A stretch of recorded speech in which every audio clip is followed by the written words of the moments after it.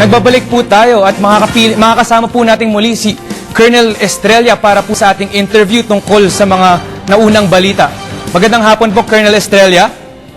Yes, magandang hapon po dyan sa inyo, sa ating hintilan at sa lahat po ng nanonood sa ating programa. Magandang hapon po sa inyong lahat. Opo, matanong ko po kayo, paano po ba nag-surface itong ulat na may nag-deploy na 800 Marines sa West Philippine Sea na sa isang ulat na napabulaanan po ng AFP spokesperson?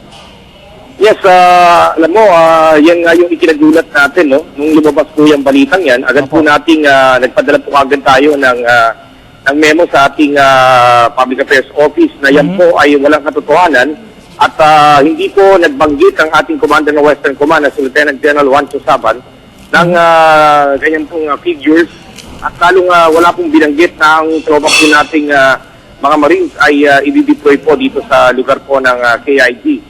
So, medyo may konti hong pagkakamali tayo dyan. Ang katotohanan po niyan ay dumating po dito sa lungsod ng Palawan ang headquarters ng 3rd Marine Brigade na pinamumunuan po ni Colonel Andre Costales noong pong nakaraang Biyernes ng umaga.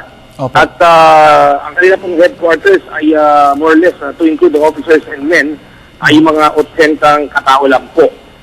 At wala po sa kanila ang dineploy po dito sa lugar po ng KIG. So yan pong informasyon na yan ay nakorekta po natin at alam ko po ngayong araw na ito ay lumabas na po sa ating mga diaryo at pahayagan maging sa ating mga internet. Opo. Meron din po kasing nabalita na China has been improving their military facilities naman po sa said area.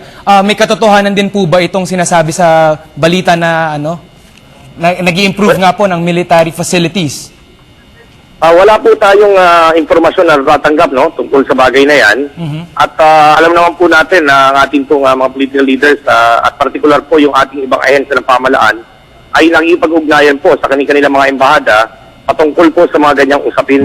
Ang trabaho po natin dito sa ating Western Command, dito po sa lalawigan ng Palawan, ay masiguro po natin ang ating pong teritoryo ay patuloy pong nababantayan ng ating mga kasundaluhan at namomonitor po natin ang anumang pangyayari o situation dito po sa ating area of responsibility. Opo, sabi niyo nga po na monitor po ninyo, di ba? Ay, ito naman pong Sanshu City ay makita pong minamadali daw po ng China para mabuo. Ano po ba yung mga na-monitor niyo or na-observe po ninyo ng mga activities dito sa sinasabing city na binubuo nila? Katulad nga nung nabanggit ko sa iyo, wala tayong namomonitor na anything na may kinalaman dyan sa improvement na yan.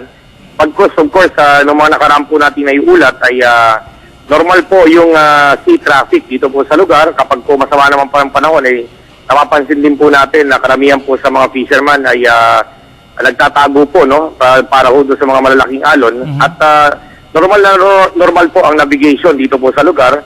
At wala po tayong natatanggap na report sa ating mga tropa sa ground at maging sa ating Philippine Navy na meron silang unusual na monitor as of the moment. Maraming salamat po, Lieutenant Colonel Neil Estrella.